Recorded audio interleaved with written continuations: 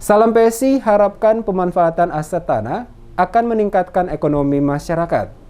Kantor Badan Pertanahan Kabupaten Buru bersama dengan Pemda setempat mengadakan rapat bersama terkait penetapan lokasi dalam rangka pengembangan program penanganan akses reforma agraria atau pemberdayaan tanah masyarakat. Pelaksanaan kegiatan tersebut dihadiri langsung oleh penjabat Bupati Buru Jalaluddin Salampesi, didampingi Sekda M. Ilyas Hamid dan asisten serta staf ahli dan beberapa kepala OPD Pemda Buru bertempat di ruang rapat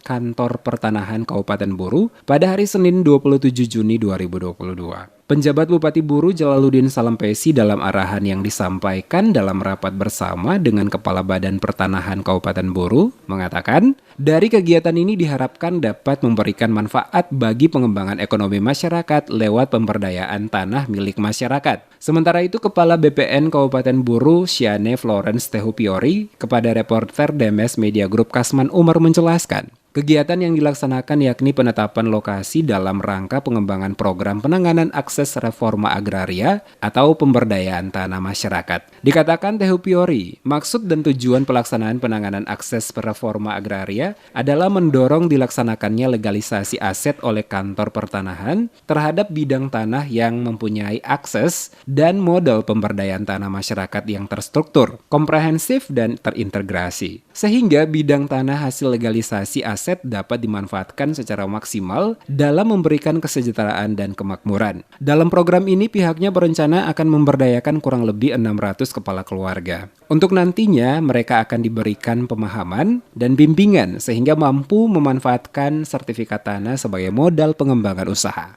Sesuai arahan yang disampaikan oleh pejabat bupati, agar bimbingan yang dilakukan oleh BPN nantinya masyarakat dapat meningkatkan ekonomi dan kesejahteraan lewat berbagai bidang usaha yang dijalankan. Kegiatan kami ada beberapa di tahun ini, yaitu terkait dengan gugus tugas reforma agraria dan penanganan akses reforma agraria, ya, pemberdayaan masyarakat. Nah, untuk saat ini kita lagi rapat untuk penetapan lokasi pemberdayaan masyarakat.